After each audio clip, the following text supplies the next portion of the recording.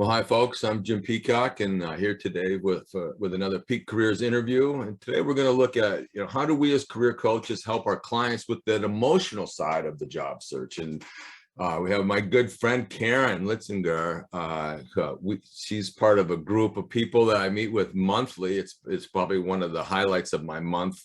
We met at MACA many years ago and have kept our relationship up. And this is great. I look forward to talking today with Karen about this side of that job search. So we're going to look at what are the roles emotions and beliefs play, and what can we do as career counselors and career coaches to help our clients in this search. So Karen's a career counselor. She's a speaker, and a lot of this work is really out of her book that's come out, Help Wanted, an A to Z Guide to Cope with Ups and Downs of the Job Search. And so we'll talk about a lot of those emotions that come up in the book, and the book is wonderful. And we're going to give you a little sneak peek at one of the chapters as we go. But welcome, Karen. Nice to see you. Happy to be here, Jim. Thanks so much. So let's just dive in. So what role do emotions and beliefs play in that job search when we're working with our clients? Yeah. I've come to believe it's really bigger than we even realized whenever this book came to me, and I can sort of talk about that later. But we just spend so much time on either goals or the resume, the cover letter, and how a candidate is feeling does affect their search, whether it affects their energy to get things done or put covers over their head, whether it seeps out during an interview. As a matter of fact, there was an interesting story when I was speaking at a local job fair here in Pittsburgh, though I see people, all across the country.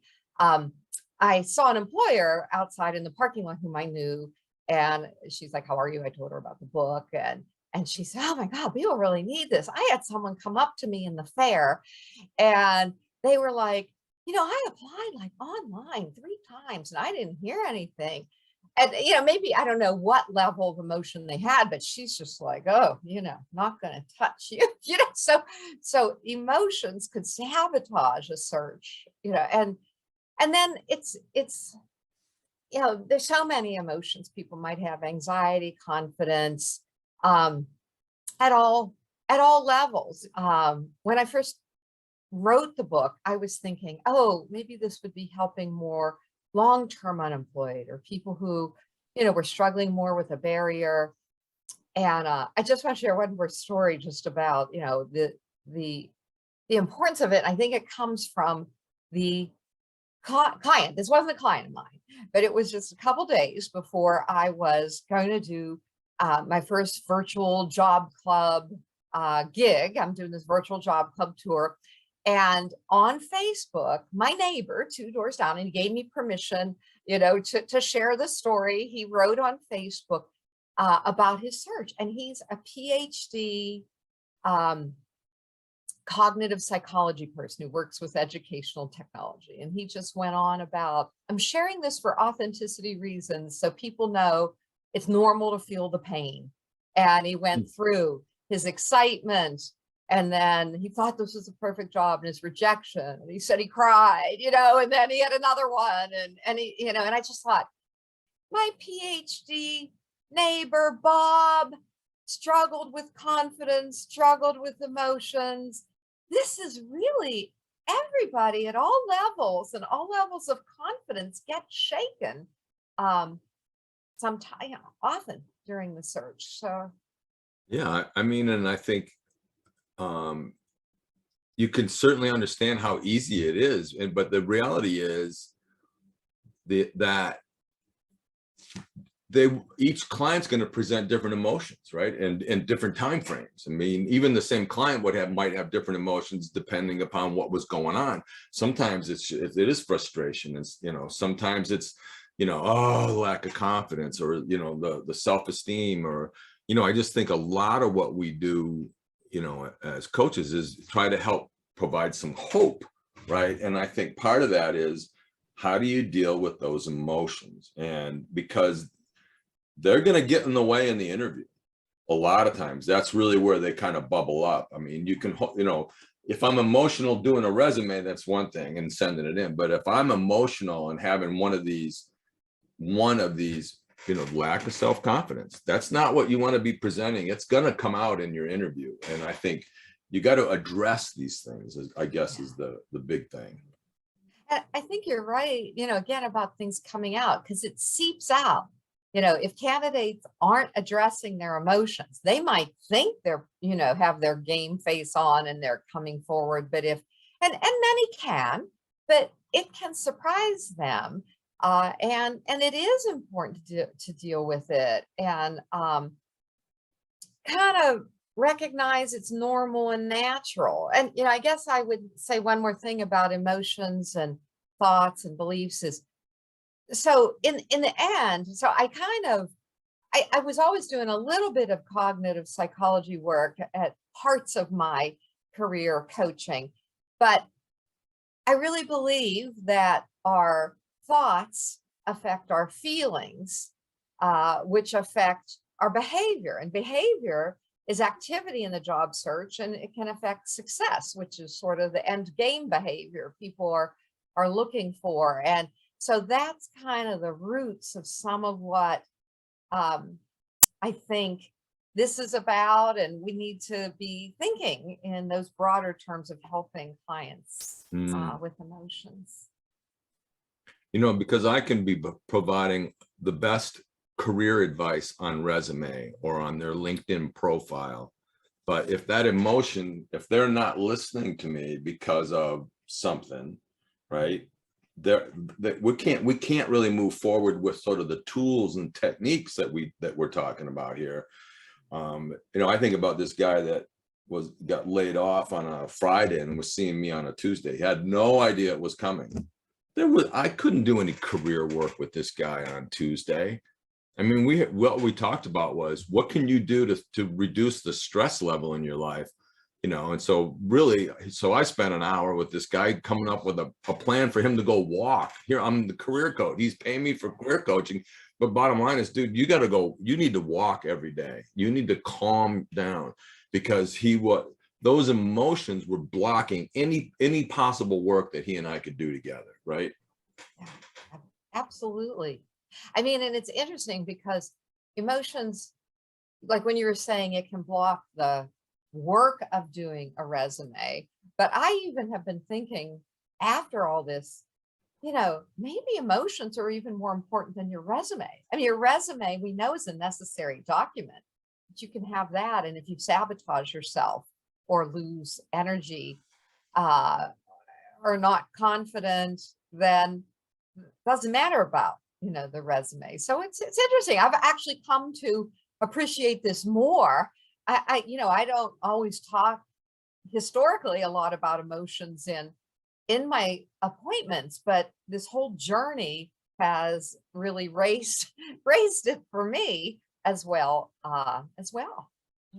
Yeah. And so, like, I don't really do career counseling, and I think some people, maybe this is a good time to segue to the next question is, how can coaches and counselors help their clients in this search? But I'm not really doing counseling, and so I'm always, and I know a lot of coaches, they don't want to go, they got a fine line there, providing the coaching. And sometimes you open up that bag of the emotions and the feelings, it's starting to get closer to counseling. And I know a lot of people don't want to do that. That's a good time for referral and stuff, but we still need to have an awareness of all this, right? And I could see definitely with some people continuing to draw my line in the sand of what a coach does, but I would send them your book to say, read the book and just sort of kind of think about some of these things and, which ones resonate with you. Or I refer out to a counselor, but that's sort of the rub here is you can't go as a coach. You don't want to go too far down the emotional side. So what kind of advice do you have for career counselors, career coaches in this world? Yeah, and I appreciate you sort of helping me think about the distinction between the two. I was a board certified coach till recently, but my roots are in career counseling, certified career counselor. I mean, actually, I would say even career counselors usually aren't dealing with the emotional side either. Some do, some get a little more into the mental health, but most career counselors are really even focused on strategy and goals. And I'll come back to the coach piece too, but I did want to share something because I was recently at a program through the Maryland Career Development Association, where I was one of the speakers, and the head of the National Career Development Association, Sharon Givens, gave a call to action for career counselors. I'll get to the coach piece too, because of that fine line there. And it is assessment, information, and emotional. And it was like, oh, wow, she had one of the three be emotional. And really, I would say many career counselors are like, I don't want to deal with that. I mean, coaches may not want to and shouldn't, but many career counselors are like, look, I didn't want to be a therapist. That's why I'm a career counselor, but it's still there. It's still there in the room. And so I would say, in a way, what bridges both coaching and career counseling is education. So you can be sort of educating the client about things. And one of the big things is it's normal and natural to have a range of emotions. So that's part of it, is normalizing it. Actually, even before that, before they get into that emotional, ups and downs of the roller coaster, I would also share, because there was a Forbes article in 2020 that says the part of the job search no one talks about, know the data.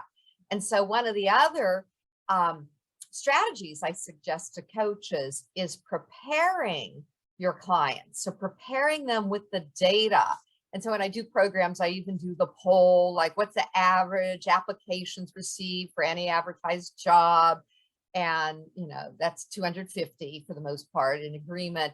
And so that means, 10 people are going to get phone screenings, 4 to 5 maybe meet in person, and 1 successful. So it's like, whoa, this is the reality. Or the average rate, this is from ZipJob, the average rate of interviews secured is 10 to 20%. So you would expect for every 10 applications, 8 or 9 are going to be rejected. So the coach and counselor can prepare. This isn't about you. Like, oh, it's just another of those days. That's part of the path there. So those are some practical things. And then just encourage them, to accept their feelings, to feel them, cope. These are just some of the stages, process them, the need to let go, even sort of the old Elizabeth Kubler-Ross model, there is that letting go piece. And then referral is big. So, you educate them, but you're not counseling them. You're giving them resources. My book could be a resource that kind of deals with some of that. And then I think on both the coach and counselor end is providing some hope, stories of success, for example. So those would be some of the things I would be suggesting in terms of both career counselors and coaches. Because again, career counselors aren't designed to be a therapy person either. Yeah. And so much of this is, a lot of times when I meet with a client, I'm like, okay, this week we're going to work on the resume or work on your value added statement. And then we're going to work on this and work on that.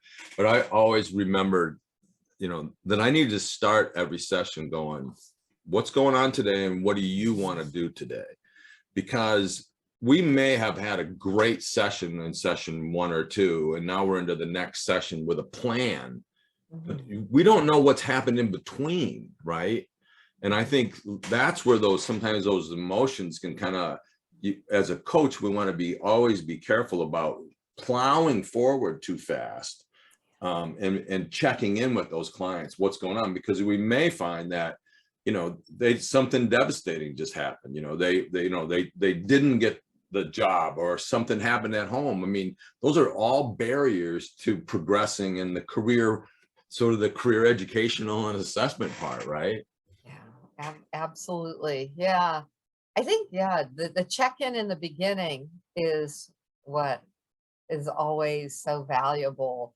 And emotions, affect all of it. Yeah, I remember a session where, the client really just cried the whole time, and I was just trying to do my best to support till she got to her counselor. She had a counselor, luckily. Yeah. Um, but trying to help them with some tools, and the other thing, I guess I'd say in relation to the question of how counselors can help, because one of the sort of the angle that I've been doing in the virtual job club tour is about being resilient and strategies for coping. So your suggestion of helping them walk, go walk, take a walk. So I kind of divide it up into physical coping, emotional coping, and mental coping. And I have like a 1-page strategy sheet. And if anyone who's seeing this wants it, I mean, I'm really happy. I've been sending it out to anybody. I haven't put it on my website yet, so I do need to do that. But it gives, 1 page, maybe 25 quick coping things like, mental might be counting to 10, or reframing, which I could sort of talk about, which is sort of the cognitive, trying to think a little differently. Physical breathing, walking, emotional gratitude journal, 5 things you're grateful for each night. And so those are some simple kinds of things that you don't have to have the whole session about it. You could just give them a couple of resources. Yeah. I mean, I just did a session on mindfulness, and I think a lot of people are, even the career coaches at the session, were like, people are stressed, and there's, it's been a tough couple of years, to say the least. But one of the things in my session is I really tried to give a wide variety of ways to be mindful, right? Because what works for me may not work for you. And what works for me today may not work for me tomorrow, right? I mean, so I think this whole, we are emotional creatures, and so we've got to find ways to sort of deal with some of this. And one of the things that we need are just a bunch of tools. And I think that's where, a handout like that gives a couple variety, so like for me in the mindfulness, I did indeed do some mindfulness, but one of the things we did is that we just ate a piece of chocolate really slow and just savored the moment. And I think people are like, oh, you got to stop and meditate. Sometimes you just need to stop. You don't need to meditate. Sometimes you just need to stop and actually have lunch. Just eat lunch. Oh, that too. Yeah. Don't sit and do the work while you're eating. Don't sit and do, read the newspaper. Just sit and be there. So sometimes that's it. But sometimes people need action. Sometimes that's why I talked about walking meditation, right? But somehow we got to deal with all these different emotions. Hey, why don't you read a little bit? I'd love people to sort of get a feel for because I love the way you've broken out. Each chapter is broken out the same way. And if you would just read. Yeah, happy to. So just again, it's called Help Wanted, an A to Z guide to cope with the ups and downs of the search. So so the way it's set up, it's a super easy read, and you don't have to read it. You wouldn't read it cover to cover.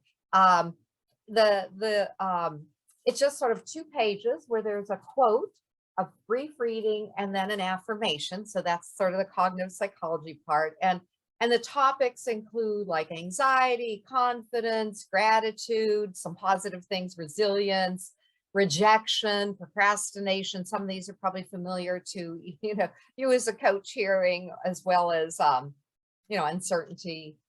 So anyhow, I'm going to read the emotions one. Thanks for inviting me to do that, Jim, because I think it kind of is the core of the book to some degree. So the quote is from Elizabeth Gilbert.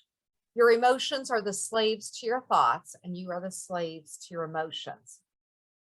The job search can bring a roller coaster of emotions. It may begin with confusion about goals or anger about a past or current job. A great fitting job lead can bring hope, and an interview can bring excitement or fear. Waiting to hear back after interviews and emails can bring frustration. Over time, lack of job search success and financial concerns can bring depression or despair. Then there may be another lead and another round on the roller coaster. Recognize that all of these emotions are normal and natural for job seekers. Allow yourself to fully feel your emotions in a safe way. Negative emotions that are bottled up often seep out during an interview. or are the reason for not getting positive responses to networking requests. So punch a pillow, write in a journal, or share with a select group of trusted friends or support group. Consider meeting with a career counselor or therapist. Keep taking care of yourself physically, emotionally, and spiritually, and hang on for the ride. And then it ends with an affirmation. So that's the reframing, ideally, to keep in mind. I take care of myself and stay grounded through the ups and downs. So I love that. And every chapter is kind of the same, and I love the fact that you basically identify some emotion, and which helps people go, yeah, that's the one that that's why I'm feeling this way. That's why I got this roller coaster. But then let people know that this is normal. As you said, with the data, not all 250 people are going to get the job, right? There's only going to be one person who gets that job. But I love the affirmation. I take care of myself and stay grounded through the ups and downs. I mean, it's a great way to sort of wrap that up. So when I read the book, I kind of found myself kind of just flipping through the book and kind of going, that's the emotion I can identify more with that emotion right now. So you can kind of read that one, and it's just one page, but it's a wonderful, because it starts with kind of a nice quote and it ends with an affirmation. So I love it. thank you, Jim. I so appreciate your support over all of it, including helping me find the title. Our support group of private practice people have been invaluable through this process, and I always appreciate that. So any final thoughts about emotions, beliefs, and advice for career coaches, Karen, before we sign off?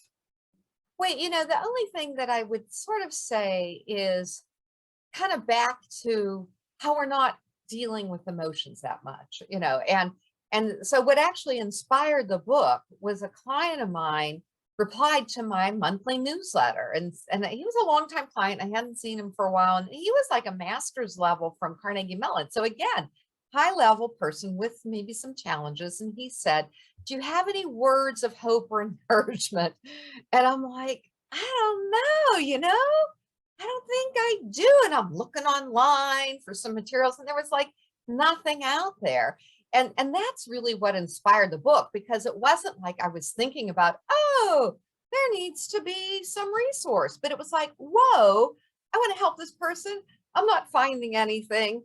And then the whole format of it, like you saw, Jim, it's really rooted in, like, forever I read and buy daily meditation books that have kind of the same format, and I give them, whether it's for widows or new parents or whatever.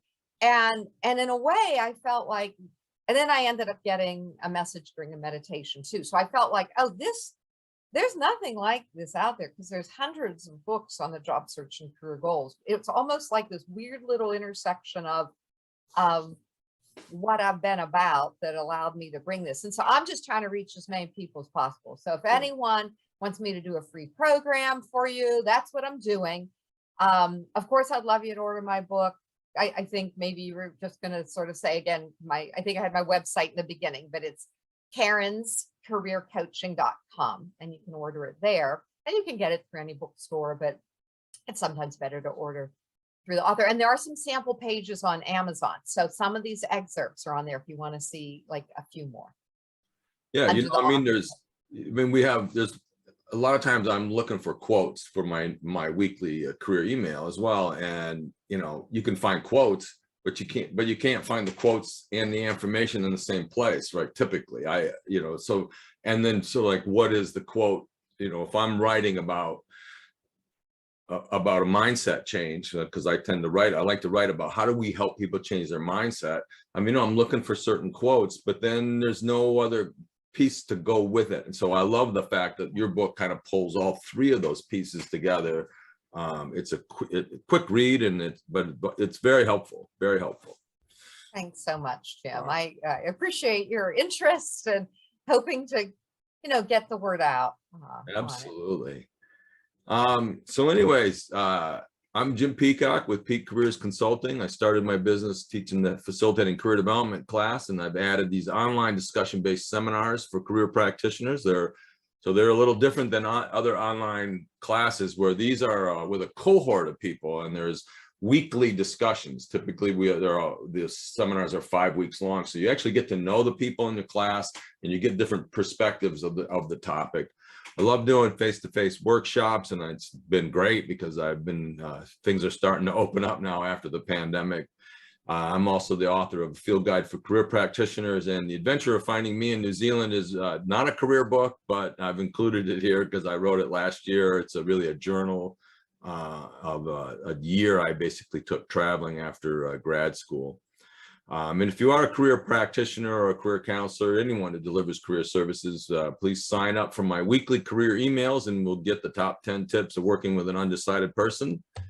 Feel free to connect with me on LinkedIn, Facebook, and or Twitter, and you just look for Jim Peacock or Peak Careers, and you should be able to find me.